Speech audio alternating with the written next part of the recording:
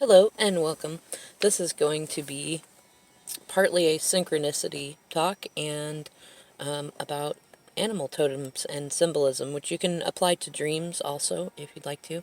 And this one's going to be about dragonflies, which, I mean, it is dragonfly season, but that does not necessarily mean that you're going to feel called to seeing them a lot. But there are certain moments it's hard to ignore, like when a dragonfly flies right up in front of your face and stares at you and then flies away, right? Or maybe you go to a park and you have like this incredible experience of dragonflies all over the place, or maybe you keep dreaming about dragonflies. So, what did dragonfly symbolize?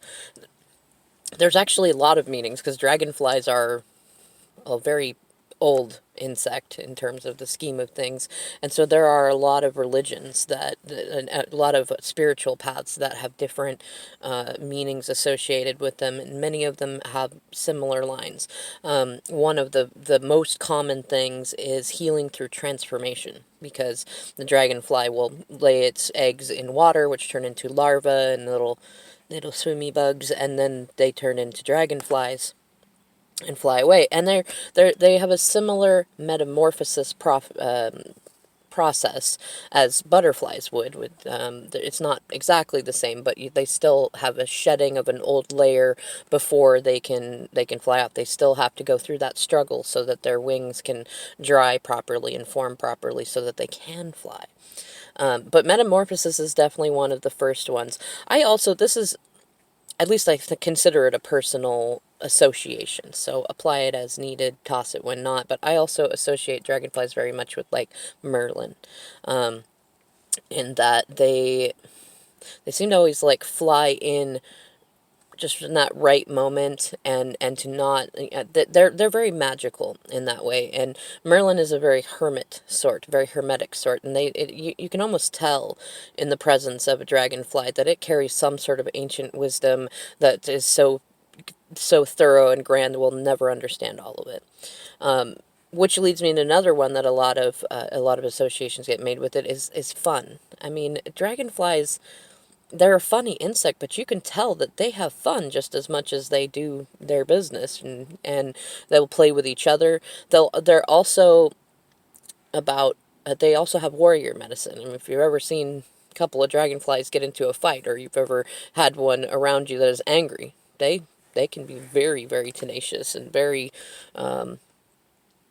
I don't want to say vicious. They're not vicious. They're not like hornets or anything, but they will go toe to toe if they need to protect themselves, or if they feel like there's a threat in their environment. And they're also extremely sensitive to energy, can be related to like platypus, or what was the one that a friend had said? Leeches, things that are sensitive to vibrations. Rabbits even is another one on that, and they're very sensitive to that. They have some two-spirit essence in them because they come from the water and go to the sky. And even once they go to the sky, I mean, they don't typically land on the ground, so there's not so much of that. But they still will go to. They will still land a lot. They don't spend like most of their time in the sky. They're pretty balanced on that.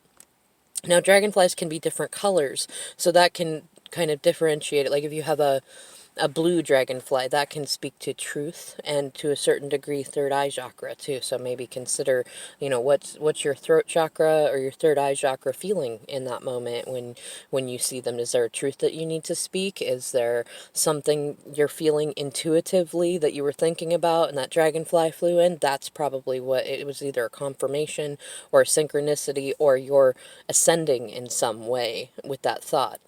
Additionally, like if you see a red dragonfly, that's more root chakra challenges. So if you see them, where are you thinking about home? Are you thinking about something that makes you anxious, or a fight or flight thing? Do you have any stomach troubles going on? Things like that. A green dragonfly, heart chakra, etc. So you can kind of apply it going in that sense.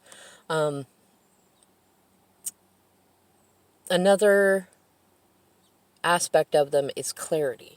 They have eyes that have I don't even know the number. Like, so they've got just a ton of eyes. Like, we see the two big eyes, but it's actually a bunch of small eyes put together, and they're able to see in omni directions all over the place, even behind them.